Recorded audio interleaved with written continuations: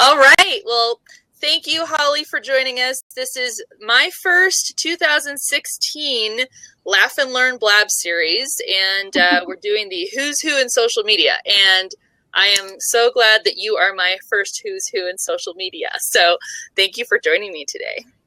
Thank you for hosting. This is so much fun. Cool. Well, I have really gotten into this whole Blab thing, and I'm loving it. So it's so addictive, right? It's terrible. It is. It's like just like sucks you in. I think the first, I can't remember. I think I was on Jeff's Blab actually, who's over. He joined us today, and I think I was on a Blab with him, and then I got into another Blab, and I think I did like 3 Blabs in the same day. And finally, I'm like, wow, I should really go do other things. So it's very. I saw you. You've been all over today. Yes, apparently Thursday was my Blab day. So what's up? Well, I'll let us get started. And what I'd like to do, I wanted to jump in, and I'll share some links of yours as we go, so you can just feel free to talk and share links too as you like. Briefly, since I kind of know you, can you give us, the people watching, just kind of your elevator snapshot of what and who you are? Well, that is a loaded question. I know. That's why I like asking it. So when I meet people, I usually tell them that I am a storyteller in social media, that I help businesses stand out from their competition by using stories online. And I don't believe in spreading myself too thin and offering up too many different services. For example, I could do websites, but I prefer to work with website designers because they have specialties in those things. And I could write blogs for all of my clients, but I would rather bring in bloggers who can speak the language of my client instead. So I focus specifically on social media. We build, we brand, we bio. We take your story that you've got in your website, the things that you really like to focus on, your ideal target demographics and pain points, and compose that into a really robust, keyword-heavy story in social media. And after that, we train. So I work in a lot of opportunities where I can speak to groups about the importance of social media. I do one-to-one training. We have an e-learning membership site that's coming out in just a few weeks. Very, very excited about. And cool. Also corporate policy and procedure training, for those companies that have their own marketing teams that maybe don't have a specialist in social media, we'll do that as well. And my team works on content management and engagement. And we also have a service called LinkedIn prospecting. So it's a lot of fun. That's cool. How big is your team at Social Media Advisor? Well, I've got myself, obviously. I've got 2 admins, and I bring in specialists as I have them. So my friends at Colorado Women in Social Media, who all work with different industries, I'll bring in those ladies for different opportunities from time to time, as well as my consortium, which is kind of my secret pocketbook of those specialists who write copy for websites and write different types of blogs. So I like to refer as often as I possibly can. Yeah. But our entire entity here is based out of Colorado, and we don't farm anything out overseas. Like to keep it local. Right. Cool. Well, I'll ask my question first, and then Jeff, I'll get yours in the lineup. But so I always like it's hard because I know when you're doing business for yourself and you're trying to tell people, here's what I do. What makes you different? Because there's only one you, Hollie, in the whole world. So how do you create that difference compared to what somebody else would do, what you're doing? Excellent question. I like to tell people that our entire foundation and principle is based off of ownership, accountability, and education. That you cannot own your marketing unless you know how it works, and you can't hold yourself accountable unless you own it. So we like to apply those 3 principles to everything that we do for our clients. And I feel that makes us stand out from someone else. Yeah. Very cool. Yeah, I think that's hard to find nowadays. And I mean, you could just about everybody can hang out a shingle saying that they do social media. Thanks, driving Mall. I got that. I know. I'm trying to type fast. It's doing great. But I'm glad that you're out there because even in our group of the Colorado women in social media, we do have several different people, but we're all very different and unique and offer. I know Jeff's being bad, but we're offering different, but we are all different people, and we're going to cater to different brands and stuff like that. So I think that's great that you do offer that specialness that's you, and are being, you're very forward about that. So that's cool. Thank you. And I'm pretty passionate as well about not working with certain industries because I don't have specialty in those. And, for example, financial planners have a lot of HIPAA regulations and they get audited frequently. Yeah. Am I a specialist in HIPAA regulations? Absolutely not. I can consult, but I'm not necessarily going to build their profile because I'm not up to speed on what that is, where there are some other ladies in the group who can. Right. So that's really convenient. Totally. Well, and I'm going to ask my next question, which will actually kind of lead into Jeff's question. So Jeff, if you hang out there for a little bit, but, and I know you wanted to talk about this. What made you pick social media exactly? Well, it kind of fell into my lap, to be honest with you. So you might see my babies up there. Many, many years ago, I went to school for computer networking and I worked in the telecom industry. How does that have anything to do with social media, right? Mm-hmm. Well, we were back office support team for agents all across the United States, and very successful company, team of 8 full-time people, and we were busy. Yeah. And the carrier aspect of what we did kind of changed when cloud computing came about. So it was a case of, well, do I want to learn about cloud computing now since I know everything there is to know about circuits, or what? So in the process of making this decision, it was actually made for us. The carriers started offering large compensation programs for people to not use their own teams. Right. So it changed overnight. So about 7.5 years ago, one of my clients came to me and said, well, you're on this LinkedIn thing, and why don't you build out our profiles and come up with a strategy? And that's how it all started. And so from LinkedIn to Facebook to Twitter and so forth, it's been a blast. Nice. And so that's how, back history, how I picked social media. Yeah. I actually love the ever-changing flow of how it works. You have a kitty. I really do. He just doesn't really care that I'm on a video right now. I know. Thanks, my dear cat. He's I don't know what he's doing, but yeah, he's part of my team. He's part. That is a total photo. I know. Well, that's what makes it real, right? I mean, he's part of my team. He's my morale team. I love that. Well, and someone asked on here, you keep saying team, how many are you and how do you transition from solo to a team? Well, there's myself, obviously, and then I had mentioned earlier that I have 2 admins who help me out with a lot of content writing. But team for me is that consortium that we were talking about. And as an entrepreneur, it is not easy to bring people into projects, especially when they're your babies.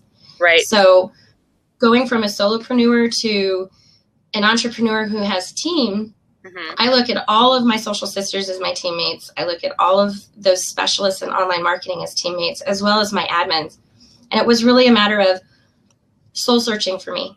What do I enjoy doing? And everything I don't really enjoy doing, I need to find someone who specializes in that and bring them in. So that's how that started. That's great. I'll let Jeff, I know I'm skipping your other one, but how many people are on your team detail each account segment? So I don't know if does that make sense? I'm not sure what account segment is. So Jeff, if you want to expound on that a little bit and we can answer that question. And let's see, one thing I wanted to ask you, and you talked about already like who's on your team and stuff. How fast did it take you, like how long did it take you between staying solo and growing your team to where you are now? Well, I've been working with a business coach for about 9 years. And throughout the transition of going from the telecom industry to social media exclusive. And transitioning that was quite a journey. And had I not had someone help me to plan that out, write policies and procedures so I could prepare myself for bringing on team, it would have been virtually impossible. It is possible, people can do it. But you take one little thing at a time. Yeah. One little thing that you don't like doing, write out what that job might look like. Yeah. And then you bring in that person. So, example, this year, I brought on a bookkeeper. I can do books. I know how to. But it finally got to the point where I just don't want to spend my time doing it anymore. And what I found is these people actually takes them a lot less time to do tasks, because we kind of, when we're doing things that we dread, it's not fun. And then it takes us longer to do, and we might multitask at the same time. So that person is dedicated to just books. And so I hope that helped answers your question. Yeah, I think it does. And then thank you for answering that. That's actually really helpful too. I mean, even for me, because I know as an entrepreneur or solopreneur, as you were putting it too, appropriately so, that's always the question. It's like, how do I make that big leap, which feels like a big leap, you know, and just, I love what you talked about, it soul searching. It's just like saying, okay, do I want to do this? No, I'm not good at it either, or I'm not the best at it that I could be. And just saving yourself the talent for the stuff you like to do, and let other people handle the stuff that they like to do and pay them for it. Exactly. And this is the perfect time of year to be focusing on those things as you're writing down your goals and your business plans and everything else. Maybe you bring in someone who does the spreadsheets and reporting and, you know, other things like that. And so it's a good time of year to be thinking about it. And then take your time to research these people and investigate and get recommendations from their past clients. Exactly. And there was a question too. Yeah, I'm sorry. Go ahead. I was noticing it said, how many accounts do you have? Yeah. And how does your team split the work between accounts? I do have confidentiality agreements in place with all my clients, so I can't really talk the specific industries, but I can say most of them are service related and professional. There's some B2B and B2C accounts that we have, and how we split up the content that we're producing for them is based off of experience. Right. So, for example, if I have experience with a ministry or a nonprofit, I might be the one to take on the content for that account. Sure. That makes total sense. Yeah. That's great. Thank you and that does make sense if you want to have the confidentiality, but you go where the strengths are and let your team work on the ones that work. Let me jump into my next question. So we're talking about that.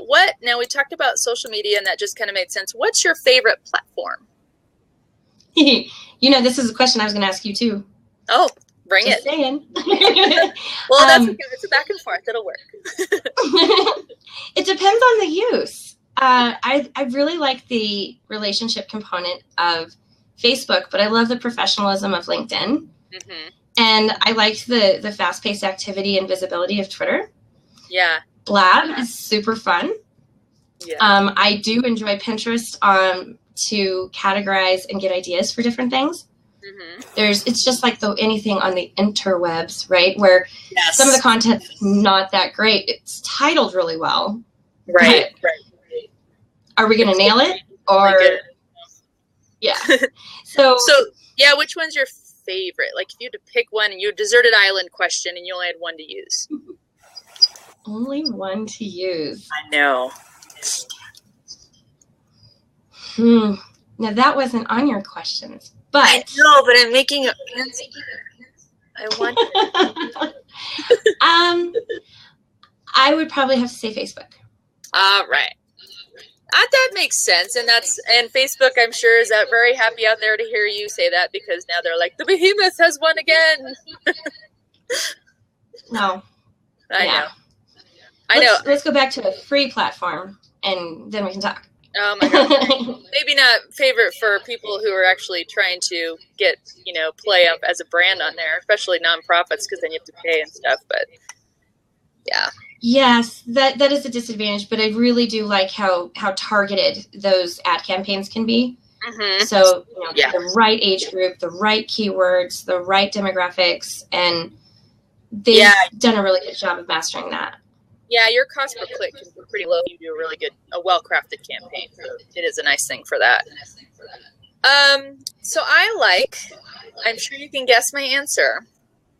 I enjoy Twitter the best. I never would have seen that coming.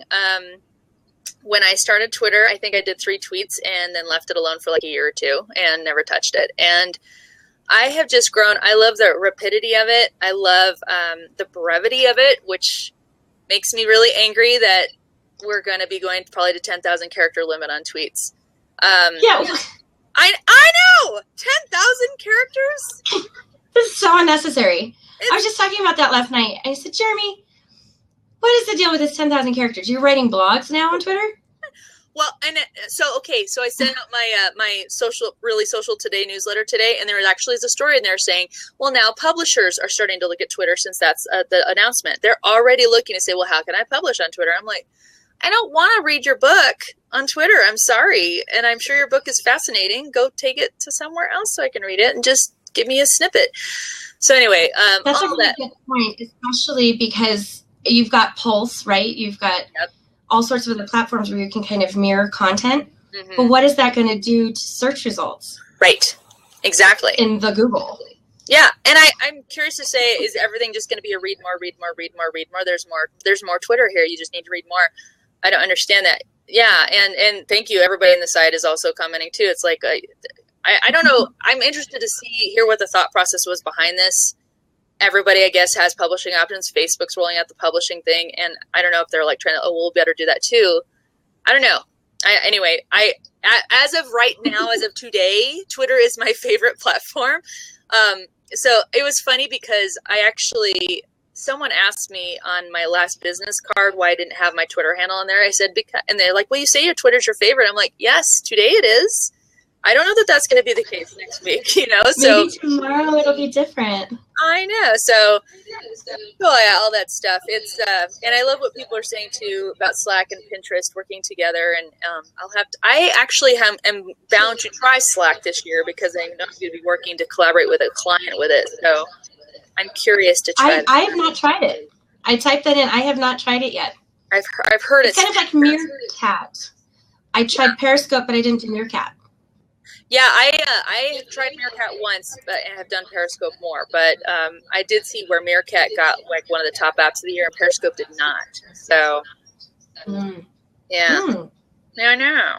Well, and again, I'm gonna get. Actually, I'll go ahead and I'll put Jeff's question up since we're still talking social media. How do you handle explaining return on investment of social to clients? This is a good question. This is so fun to talk about. Okay, so here's my philosophy. It's my philosophy. No one else has to own it. But I look at social media. There's two trains of thought. There's lead generation, then there's relationship management. Mm-hmm. I look at social media as a relationship management tool. Mm-hmm. All of the potential opportunities to get to know, like, and trust someone, my potential customer, or people who are in my circle or my village. And so all the content I'm sharing is going to be informational and of value to them, because I want to romance them with things that might be of interest to them. Yeah. Now, when I look at lead generation, let me take a step backwards. I don't really feel that there's a way you can cost justify an ROI of a relationship. You don't really know when this relationship followed your account. Mm-hmm. You don't know how long they've been following you, what they've really seen as far as your posts, until you get to the point in time where that post turns into an actual dollar and cents. Right. So just like there's really no ROI of a website either. It's really an online presence to prove that you're a valid business. Right. So having social proof, taking the time to do it, is just as valuable, because if you're not consistent, then there's no proof that you're an established business who's active and focused on the audience. Now, when you're talking lead generation, that's when you talk ROI. That's when you can say, I've put this $20 toward this ad campaign, and these were the results that derived from it. Mm-hmm. That's when you're really looking at that piece. But taking the time to put content out there, it's very difficult to identify and quantify that. Agreed. I totally think that's true. I actually have had, I've been asked a couple times by clients, hey, can I do a trial of a pretty short stint? And I'm like, we can assess that. I'm just going to, the shorter it is, the less of a goal we can have. It might be website traffic and that's it. the longer term we can do a trial or an agreement, you're going to see more return there and more, of a broader scope of it than if we just try it for a really brief time. Sorry about the echoes, guys. It's kind of intermittent. See, it's intermittent. It's not happening right now. What about driving mall, and what about ROI on associating with influencers? Is that enough for you? That's an interesting question, because I think it would have to depend on the time you were taking to be intentional with an influencer in your circle. So if you were tweeting with that influencer and they were replying back to you, is there a lot of time that went into that, and what is your time worth, right? Yes. But if you're attending a networking event and you're intentional about connecting with this person and getting to talk with them, and that might lead into another conversation, now you're dealing with more time as a variable. Mm-hmm. So I'm not sure if that answers your question, but I think that would be hard to attain as well. Long term, right, there's value because you've got that relationship. No, I agree with that too. I have actually had this struggle too with my clients, because I can get them on Twitter and be feeding them things in there. But if their expertise is so, we were talking about financial advisors earlier. I'm not a financial person, but that person might be. They are best served to get in those influencer chats, say on Twitter or the networking and groups. They're the ones who are going to get themselves some more push and more influence in connecting with those influencers than I will trying to act on their behalf. So I love it when a client's saying, I want you to do this, but I want you to teach me how to do this too. Focus on that. If it's LinkedIn or Twitter or whatever, focus on that one platform where they can put a little time and effort in to be that influencer and connect with other influencers. Oh my gosh, they get so much return on that and never probably realized how much they can do on social media, that little important nugget. And it might be a 10-minute thing a day that they're doing, and they're able to get that, buy-in with other influencers. So I think that's huge. Yes. And there's some comments on here. You've got to know your lead times for client relationships, depending on product or service. Absolutely. You've got to document your client life cycle. Mm-hmm. From X, Y, and Z. How long does it take for these things to happen? And what are your clients purchasing? What are they interested in? What are you getting the most questions or requests for?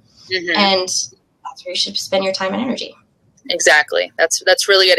And you probably do that front end work with your clients where you before you can start helping them be effective in social media, you're like, well, I need that information from you. What do you need help with? What are you getting those questions on? Because we can use social media to answer that stuff.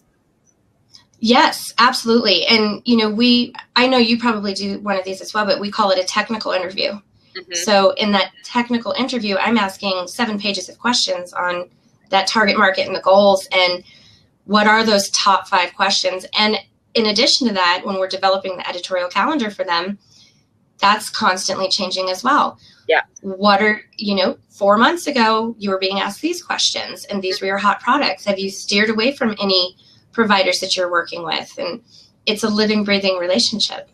Yeah, exactly. Well, cool. I want to, I'm sure we can hop back into, and people can still ask questions as we go, but I still want to dig a little deeper into Hollie being in here. But I wanted to ask kind of about your motivations. So what makes you jump and yell wahoo in your day? And maybe that's like a little, oh my gosh, wahoo, or it's like really loud based on where your office is. But what gets you going in the day that's just like, yes? Okay, so I'm going to be geeky. Yes. The other day I was posting an image with some quotes in Instagram. And in 19 minutes, I had 248 hearts on this image. Freaked out. I'm like, yes, this worked. This was the time. This was the thing, right? So when I have that with my clients of, guess what? This just happened and this came from that. I love hearing their stories and the feedback that, they're trying something new on and it worked. Yeah. That's amazing. That's so cool. Or how they impacted someone else. Yep. I love that. I celebrate those things. Oh, that's such a win for you too, especially if you're letting your client feel that, you're like, it was a big deal. It was awesome. And I love it. Oh my gosh. And donuts. Kevin said donuts. Yeah. Yeah. No, and I think that actually was one of the questions you had asked me to ask too, and I can answer it as well. But what's your spoil me treat? So you need to get spoiled. What is it? I like chocolate. Anything chocolate except for bacon covered chocolate. Chocolate covered bacon. Oh, yeah. I like bacon in just about anything except for chocolate. So give me bacon, give me chocolate. I'm a happy girl. I don't blame you. Yeah, chocolate's mine. I love chocolate as well. Let's see. I'm trying to think. I don't know if you're familiar with Good Times. The fast food restaurant? Do you like spoon benders? Have you had a spoon bender? No. Is it like a blizzard? Oh my God. It is so much more than a blizzard. It's custard, ice cream, and whatever you want. And they do mixes and stuff, and it's amazing. And they have a cookie dough one. They have a salted caramel one. They even, if you have dogs, you can go through and get them a paw bender. So they have a dog version of it. It's awesome. It's awesome, Kevin. Know it, love it. It's amazing.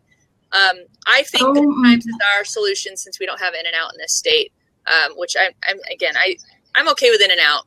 My husband's like, it is well, yeah. Good Times is strictly in the States, but you definitely have to try it if you come over. Anytime people try Good Times, they're just like, oh my God, I see now. Okay, so seriously, try what Rachel said. Then get the wild fries with the wild sauce. Oh, those are so good. Those are delightful. I love those. And I love the little Bambino burgers they have. They're awesome. So we should really have had Good Times on here too and be like, hey, we're pushing your product and you should give us money and dollars. Right? Too funny.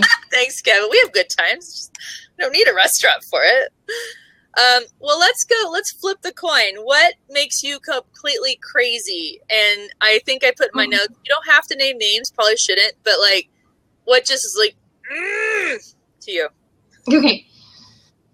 I don't like when people like their own stuff on Facebook.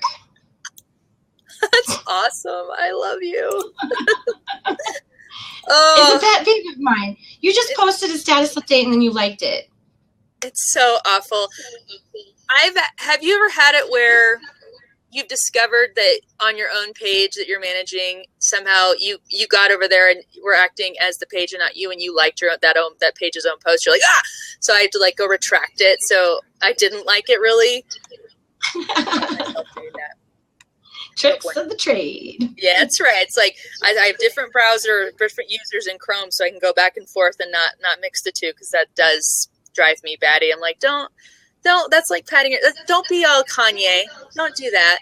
Don't be Trump. That's right. I'm amazing, and I even think I am. And I want you to. No, I know I am. I tell I am.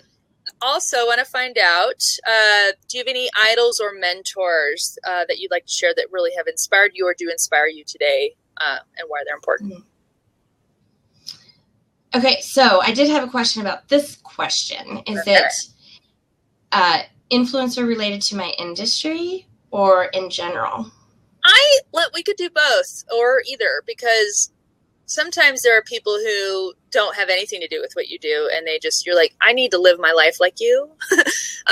But others who are just like, man, that person's hitting out of the park in what I do, and I want to get to be like that person. So, I mean, it could be either, or it could be the same person. Honestly, there's a couple that professionally and personally, we're connected, and so it makes it really fun to be able to follow them. I really adore Lori Ruff. Mm-hmm. She is a LinkedIn diva. Yes. And she's now with a company, and she's just got a giant heart. And I just think if I could make an impact in someone's day like she's done in mine, just that personal touch, inspiring message, that verse that she shared, or the impression that she made with someone. Yeah. That that's big for me. Kind of like that Mother Teresa. Like, I get to give back and just have a big, honest, huge heart that I wear on my sleeve. Right? Yeah, that's great. So, yeah, I love people who give back to others and serve and get in the trenches. And I can't say that there's just one. Oh, okay. So your turn. Oh, okay. This is a recent one. So I started my business after working at another company, and it was a startup. And I knew I wanted to like be a manager and help people grow, get them.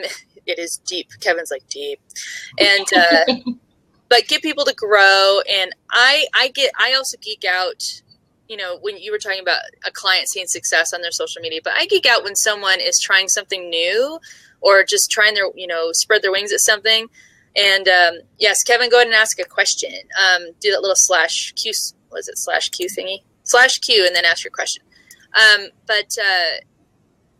Yeah, when I worked at this company, and the CEO there, she was a woman, and, kind of close to my age, and she was so great because she was all about transparency. She wanted anyone in that company, no matter what their title was, to be able to come up and give her an idea, or say, I see a problem, and nobody else is acknowledging it, or my manager's not even hearing it. And she was always able to say, well, tell me, I want to fix it. I want this to be right. And it wasn't punitive. It wasn't trying to go back to, the person who maybe had walled off that person and not let them come forward and fix something.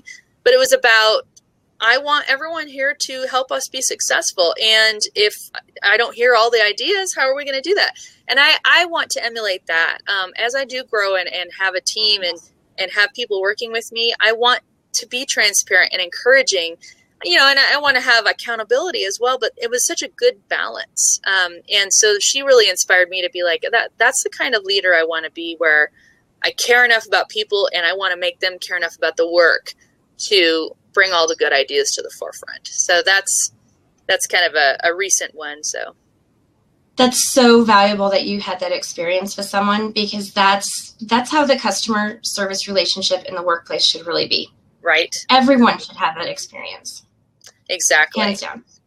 I'll let Kevin ask a good question. And this is timely. We're in the last year coming up to the 2016 presidential election.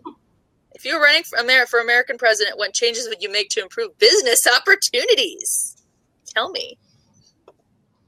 Okay, so I prefer not to share politics and social media, but being that I'm a small business owner, the one thing that I would say is I would encourage the small business owner and reward the small business owner for creating ideas and job opportunities.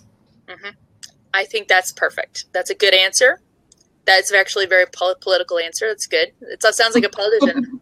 Like when they ask you a question, what are you going to do to this? America is a wonderful country for opportunities. And they get into a platitude, but that's true. I mean, I think that with good times for free. I would reward them with good time French fries and wild sauce. I think that's a perfect idea. God, you could run on a platform. I'd vote for you. Let's do it. I'll be your campaign person. It'll be awesome. I'll be your Twitter person. That is hilarious. Kevin, I just adored it. I'm totally going to follow you. That's right. Let's get a little more into your history, too. The pre-social media advisor days. Before you started doing your work with social media advisor, what were you up to and what kind of segued you into that role? So I've been an entrepreneur for 12 years. Oh, wow. So, yeah, my husband and I got married, and we were pregnant with our daughter, and a year later, and we both were laid off from the companies we worked for. He worked in a large retail space that's no longer around, and nationwide no longer around. Mm-hmm. And I worked for a privately held telecom agency. The guys just didn't get along. And so 3 weeks into my pregnancy, I was getting ready to make the announcement the following Monday. And of course, if you don't tell your employer that you are with child before they close their doors, you get a $900 a month COBRA bill. So, yep. So I had this just unique gift, and that's how I got started. I started calling people that I had networked with in the industry and built the business from there. Wow, that took some guts. I mean, well, and the whole saying necessity is the mother of invention. That seems like it was like, I need to make this work and let's go. Right? Yes. Ugh.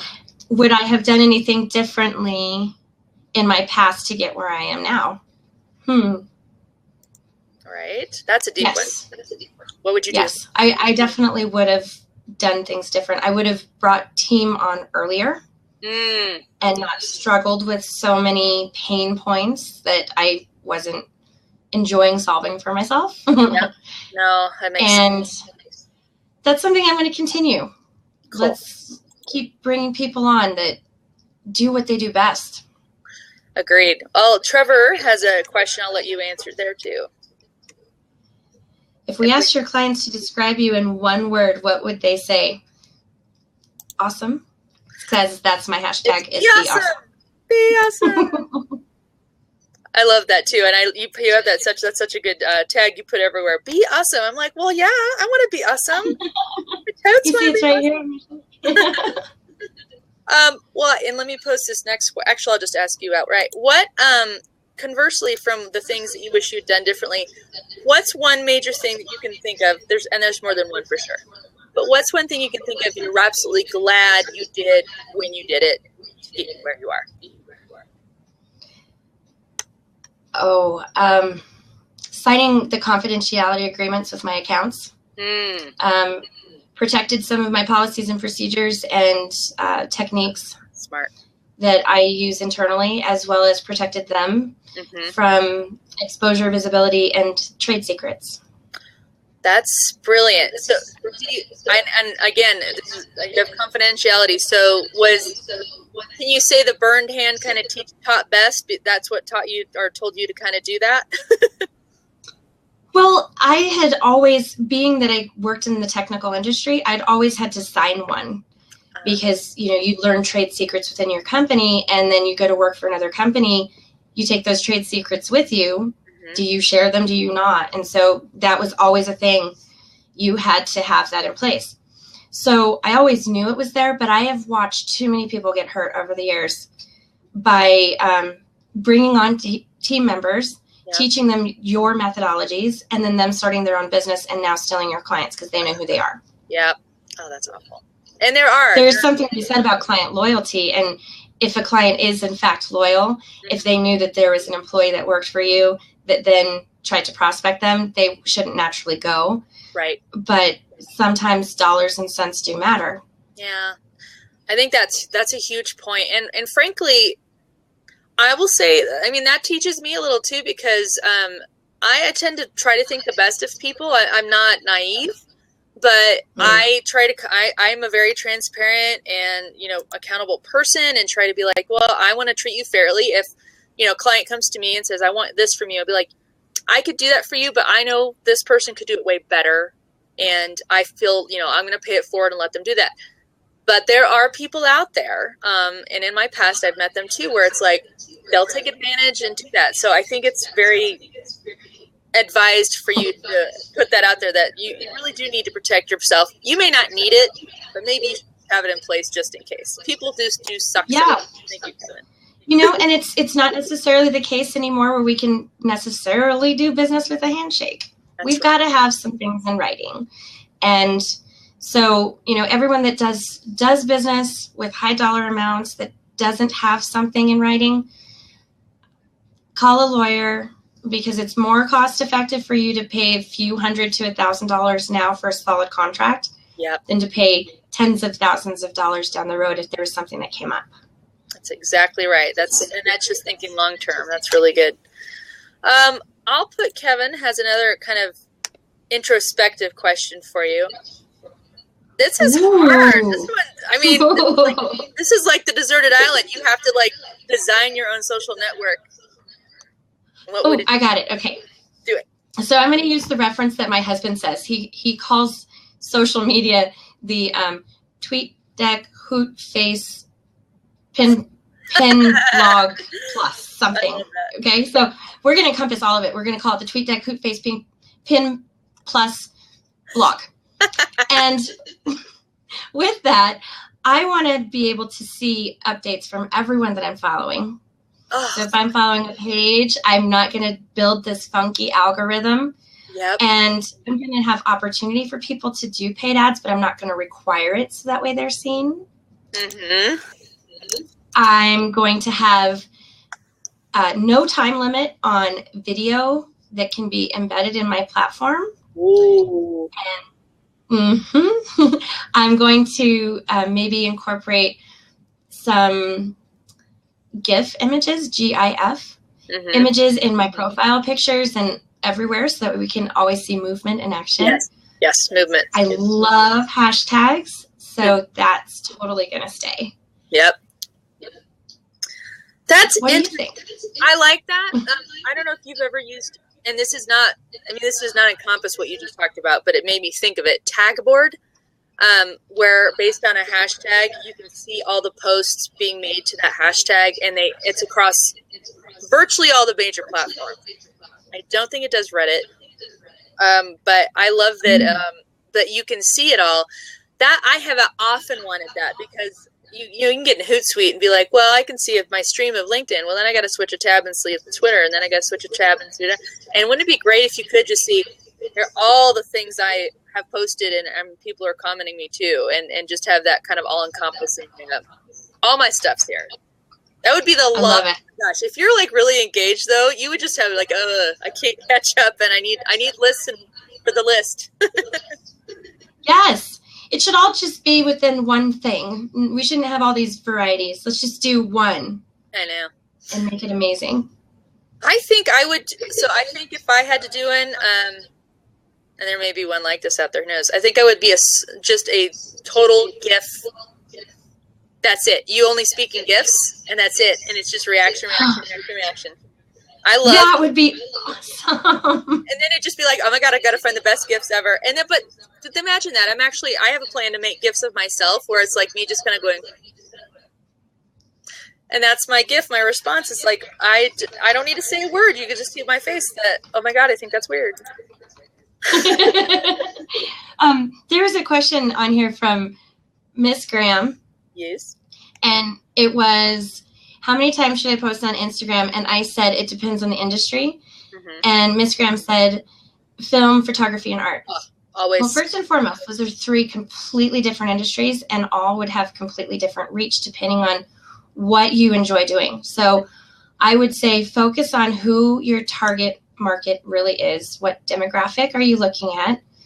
And what are they wanting to see? That's going to base your strategy on how many posts you're going to put in any given platform. So that's right on. I hope that helps. If you've got a lot of people, Instagram has tons of images, right? But is your audience actually in there?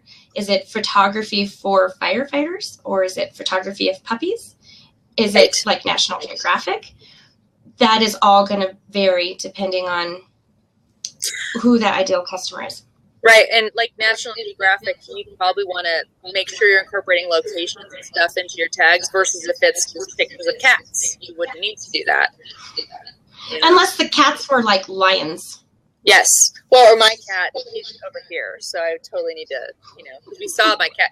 Anyone who wants to watch a replay of this video gets to see my cat will crawl behind me. Beautiful, big cat. But that was amazing. Yes. Like, you're doing this now. This is great.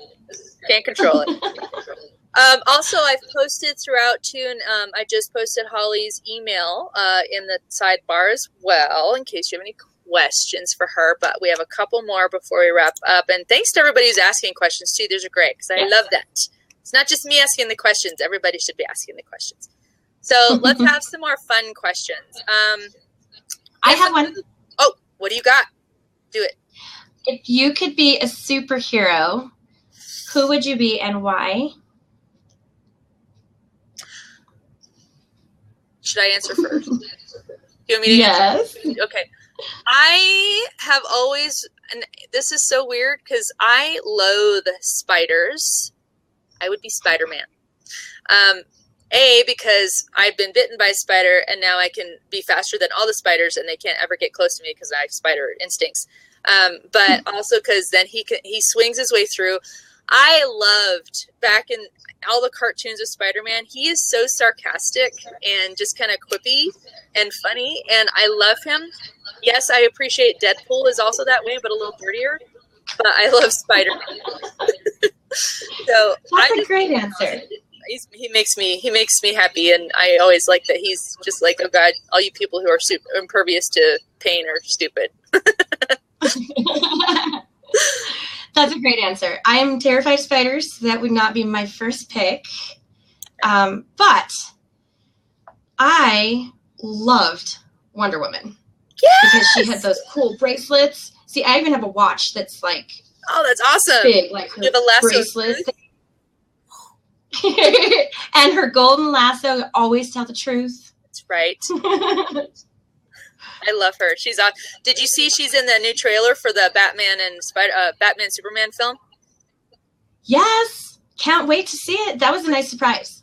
I mean, she all of a sudden you're like, oh my God, it's her. Oh my God, Wonder Woman's in this. Do you remember? No spoilers. Did you see Linda Carter's Wonder Woman, or are you old enough with me to know that show? Oh, honey, you don't know how old I am. We can share that. Yes. I'm glad you know, because I bring that up. Linda Carter, they're like, what? I'm like, oh, so old. No, and she was stunning. She was beautiful. Oh my gosh. Beautiful, gorgeous woman. All right, let me ask you this. What? Oh, I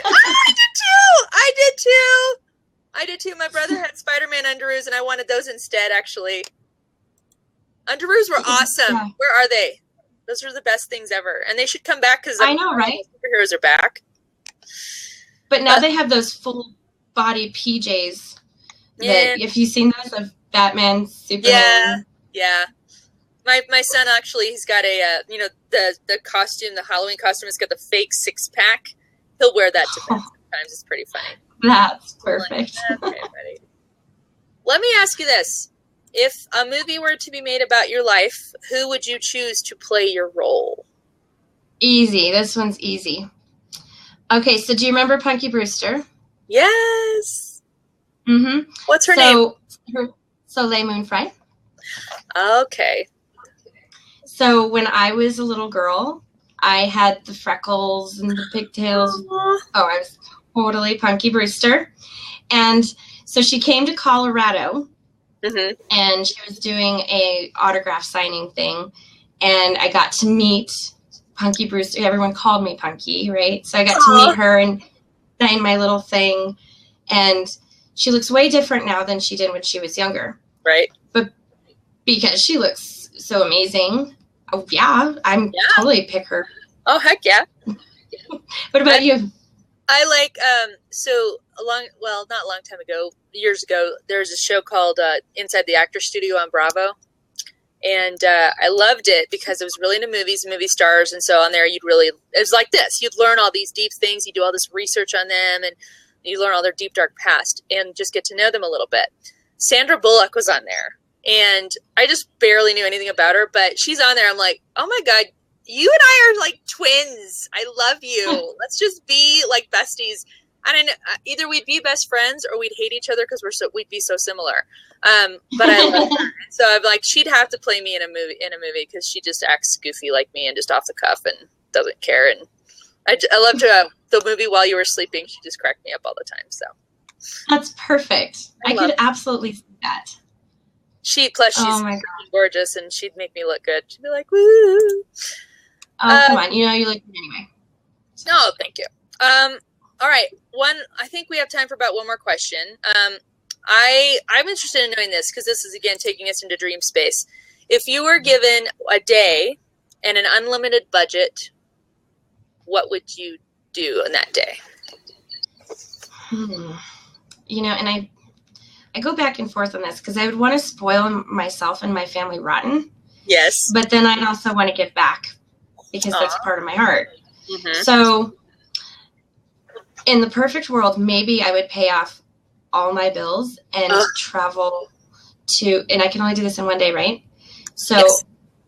I would invest in a time machine.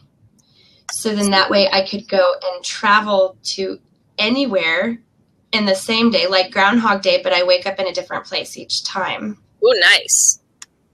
Yes. I like that. And then, feed the hungry, solve world peace, and, maybe blab. I think blab is a totally noble thing to try to do in that same day. Crafts like now, where I'm reading, some people are answering this too. This is cool. Also, although I almost read I want Wonder Woman Andrews if I had unlimited budget. Crafts, electronics, and an RV. Very good. If it were me, okay. I think I would definitely pay off every single ding dang bill I have. And this kind of falls in line. I mean, the lottery is going to be huge this weekend, apparently. So that'd be like if you won the lottery, it's almost like having unlimited funds. But I would pay off every single bill. I'd probably, for immediate family and friends, pay off major bills of theirs. So that, I mean, if it was just a mortgage, they'd be like, cool, I'm good now. And then I think I'd make sure every single child on the planet had a Kindle with unlimited budget to get any books they wanted. And that ties in a little bit to the blab we were on earlier today, just about how many children don't have access to books today. And I just think that'd be huge. And I might have to stop there. But then I would love to have your tool where you can just travel instantly somewhere. I definitely would want to visit every continent that I haven't touched yet. And that's about 5 of them. So I would love to do that. Well, we have to do it. Yes. Exactly. And sorry, we just need that time machine. So I know. And the money. We just need all the monies. Give us all the dollars. Yeah. It'll happen. It will, of course. We just need to keep doing what we're doing. Well, cool. Is there anything else you want to share about you that you feel like that parting thought, just about, what you do in your life and you love it, and anything you want to share? Yeah. I have some hobbies. I don't know what kind of hobbies you have. I know some of the stuff that you watch because, you showed me a poster. Yes. Just a minute ago. That's right. And I happen to love Star Wars as well.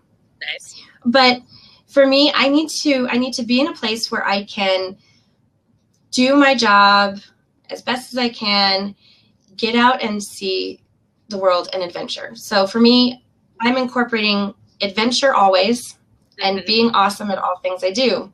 Nice. And that's my ultimate goal each day. I want to challenge myself every week with something that I fear. So either professionally or personally. And I want to start working on knocking things off of that bucket list. Yeah. Yeah. So what are some of your hobbies, Miss Rachel? So my hobbies, I do enjoy movies. Star Wars are some of them, and that's just been mostly lately. But I love all the superhero Avengers movies. I think that ties into my love of reading and books. I love reading about people who overcome, they have to become extraordinary because they have to overcome what possibly are ordinary circumstances, but they do that because they're extraordinary. And I love that because when you read, idolize those kind of people or get influenced by those, that you feel like I can overcome just about anything. And I do feel that. I feel like I've gained a lot of my optimism from reading and seeing things like that. So I love inspirational stories like that where I'm like, yes, somebody just overcame something huge. I really dig traveling. I love traveling. We just went to the UK this last summer. It was amazing. But I love taking my loved ones to places they've not been. I want to try to get my kids and my husband to DC because they've not been. And just to see oh my gosh, this is where we're government, our federal government is seated, but also just see this history of here's the White House, here's these memorials, and just feel that there. And so I just love experiencing, kind of looking back at what has been. That gives me a lot of excitement for what's in the future. So that's and taking your life out of online and actually experiencing the moment and where things were, it makes it a lot more practical, I think. Instead of just seeing things in the media, on TV, in the radio. Yeah. I can tangibly touch this wall, this statue, this painting. I get to see it in person. There's something really beautiful about that. Well, and that's one thing with my brand too, with being really social. I'm I love social media, but I also am a huge believer in the in-person stuff. I mean, I can't be an effective social media presence if I'm not physically talking to people, you know, and in their face and meeting them and doing that handshake and, you know, interacting with them over coffee and stuff. I'm not gonna be able to do that social media thing well if I'm not doing that too. And that's where that's why I love doing things like this, because I'm learning about you as a person. You're an expert in social media and you're the who's who, in my opinion. And there's more to you than just sitting behind a keyboard and, you know, posting GIFs. And you're actually a real authentic person and engaging in real life. And that's why you're awesome. Be awesome. You are sweet, and I just adore you. So thank you so much. And I haven't known you that long, and I still really like you a lot. So, love you. Well, thank you. I love you, man. Thank you. I don't love you, man. Thank you for being on today and helping this first of my Laugh and Learn Blab series be awesome. It was awesome today to talk to you, and I appreciate your time. And this will be so cool. And I'm looking forward to we're gonna meet more of our social sisters on these in the next months. But you were first, so that was awesome. But that's a huge honor, and thank you so much. It's been a blast. Thank you. And I'll just remind people too, this will be on my website later, and I'll make sure you get what you need to if you want to share. And we're going to be doing these throughout the year in 2016, Tuesdays. And I know that's weird from today, but I had to go be really social in real life and go take my children skiing earlier this week. So that was my thing. But from now on, it'll be Tuesdays at 3 every Tuesday. Next week, it's going to be what's happening in social media. And you're welcome again to join me here, because we're going to talk about what's happening. I'm sure Twitter is going to be in the conversation, but we're mostly going to talk about Blab and live video as well, and just what the heck's going on with this thing and where is it going to go. So I look forward to having and seeing you in the future, and I'm sure I'll see you on some future Blabs too. Yes, thank you so much. Thank you, and have everyone a great day. have a Be lovely awesome. day. Be awesome. Bye.